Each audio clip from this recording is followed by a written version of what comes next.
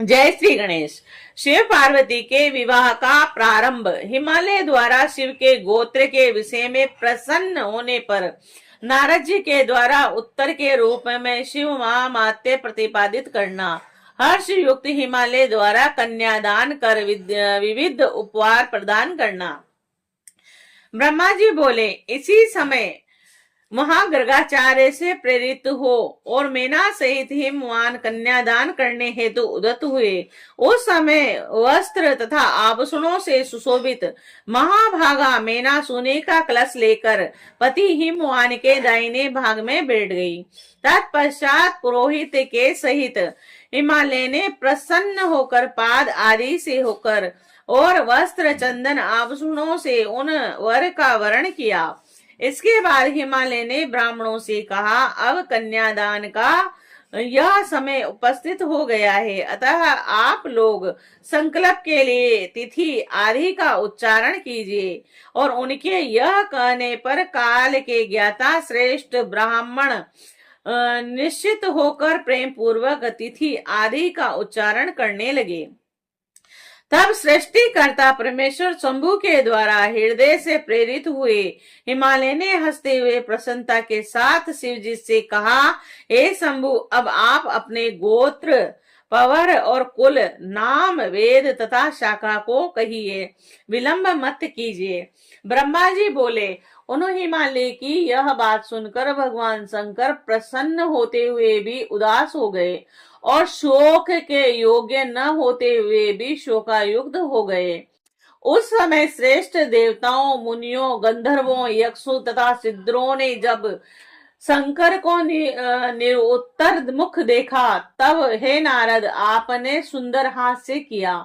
और हे नारद, उस समय ब्रह्मवेता तथा शिव के आसक्त चित्त वाले आपने शिव जी के द्वारा मन से प्रेरित होकर वीणा बजाई। और उस समय पर्वतराज विष्णु, मैंने देवताओं तथा सभी मुनियों ने आप बुद्धिमान को ऐसा करने से हठ पूर्वक रोका, किंतु जब शिव की इच्छा से आप नहीं माने, तब पुनः हिमालय ने आपसे कहा, इस समय आप वीणा मत बजाइए। हे बुद्धिमान, हे देव ऋषि, जब उन्होंने हठ पूर्वक आपको मना किया, तब आप महेश्वर का स्मरण करके हिमालय से कहने लगे। नारद जी बोले, हे पर्वतराज, आप मूर्खता से युक्त हैं, अतः कुछ भी नहीं जानते। महेश्वर के विषय में कथनीय बातों से आप सर्वथा अनविज्ञ हैं। आपने इस समय जो इन साक्षात महेश्वर से गोत्र बताने के लिए कहा है, यह वचन अत्यंत हास्यप्रद है। हे पर्वत, ब्रह्मा विष्णु आदि भी इनका गोत्र कुल नाम नहीं जानते, दूसरों की तो क्या बात कही जाए। ऐसे जिनके एक दिन में करोड़ों ब्रह्मालय को प्राप्त हो जाते हैं, उन शंकर का दर्शन आपने आज काली के तप प्रभाव से प्राप्त किया है।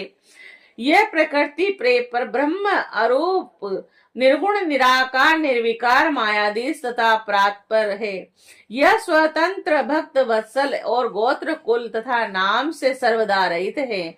ये अपनी इच्छा से ही सगुण सुंदर शरीर वाले तथा अनेक नाम वाले हो जाते हैं। ये गोत्रहीन होते हुए भी श्रेष्ठ गोत्र वाले हैं और कुलहीन होते हुए भी उत्तम कुल वाले हैं। और आज पार्वती के तप से आपके जामाता हुए, इसमें संदेह नहीं है। उन लीला विहारी ने चराचर सहित जगत को मोहित कर रखा है। और हे गिरि सप्तम, कोई महान ज्ञानी भी इन्हें नहीं जानता। ब्रह्मा जी भी लिंग की आकृति वाले महेश को, मस्तक को नहीं देख सके। विष्णु भी पाताल जाकर इन्हें प्राप्त नहीं कर पाए और आश्चर्यचकित हो गए। हे गिरि श्रेष्ठ, अधिक कहने से क्या लाभ। शिव जी की माया बड़ी दुस्तर है। त्रिलोक्य और विष्णु, ब्रह्मा आदि भी उसी माया के अधीन हैं। और इसीलिए हे पार्वती, तात प्रयत्न पूर्वक भली भांति विचार करके आप वर के गोत्र कुल एवं इस प्रकार के वर के संबंध में थोड़ा भी संदेह मत कीजिए। ब्रह्मा जी बोले, हे मुनि, ऐसा कहकर ज्ञानी तथा शिव की इच्छा से कार्य करने वाले आप पर्वतराज को अपनी वाणी से हर्षित करते हुए पुनः उनसे कहने लगे। नारद जी बोले, हे तात, हे महाशैल, हे शिवाजनक, आप मेरी बात सुनिए तथा उसे सुनकर शंकर जी को अपनी कन्या प्रदान कीजिए। अपनी लीला से अनेक रूप धारण करने वाले सगुण महेश का गोत्र तथा कुल केवल नाद ही जानते हैं, और शिव नादमय है और नाद भी शिवमय है, और यही सत्य है। शिव तथा नाद, इन दोनों में भेद नहीं। सृष्टि के आरंभ में लीला के सगुण रूप धारण करने वाले शिव के द्वारा सर्वप्रथम नाद की उत्पत्ति होने के कारण वह सर्वश्रेष्ठ है।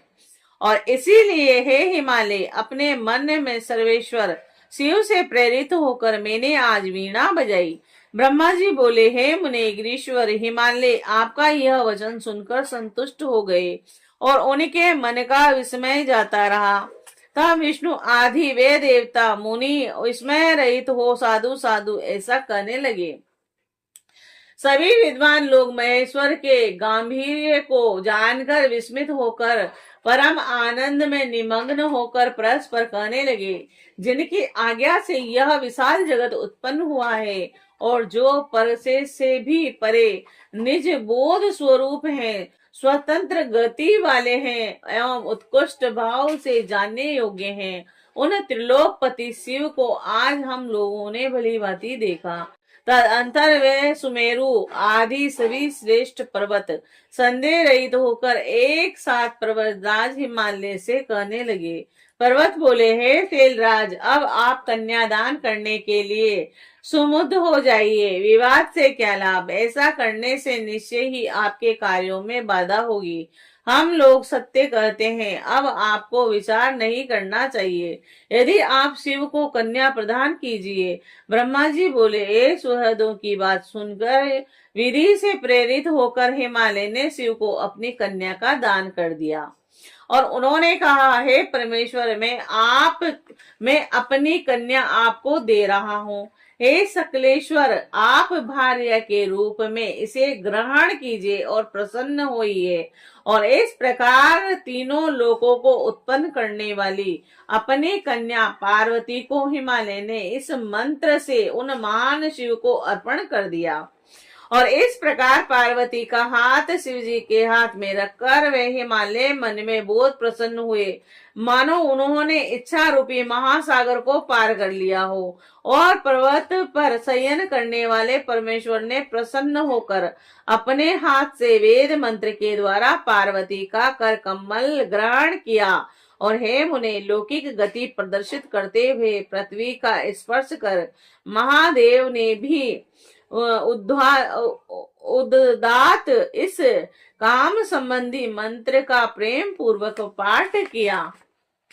उस समय सर्वत्र आनंददायक महान उत्सव होने लगा और स्वर्ग, भूमि तथा अंतरिक्ष में तीव्र जय ध्वनि होने लगी और सभी लोगों ने अत्यंत प्रसन्न होकर साधु शब्द का, नमः शब्द का उच्चारण किया और गंधर्व वर्ण गण प्रीति पूर्वक गान करने लगे तथा अप्सराएं नाचने लगी। हिमालय के नगर के लोग भी अपने मन में परम आनंद का अनुभव करने लगे और उस समय महान उत्सव के साथ परम मंगल मनाया जाने लगा। मैं विष्णु, इंद्र, देवता एवं सभी मुनिगण अत्यंत हर्षित हुए और सभी के मुख कमल खिल उठे।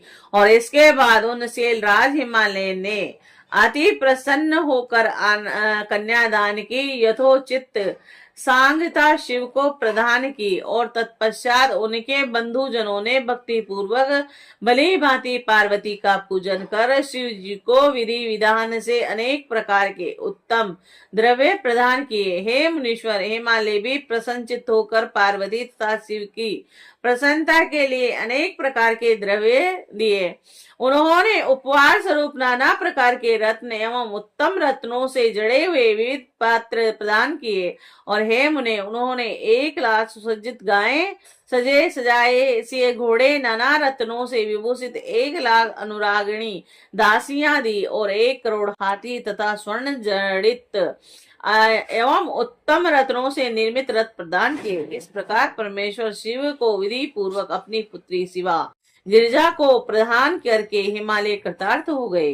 तत्पश्चात पर्वतराज ने हाथ जोड़कर श्रेष्ठ वाणी में मध्य नंदनी शाखा में कहे गए स्त्रोत से परमेश्वर की स्तुति की और इसके बाद वेदज हिमालय की आज्ञा पाकर मुनियों ने अति प्रसन्न होकर शिवा के सिर पर अभिषेक किया और देवताओं के नाम का उच्चारण कर पर्युक्षण विधि संपन्न की। और हे मुने, उस समय परम आनंद उत्पन्न करने वाला महोत्सव हुआ।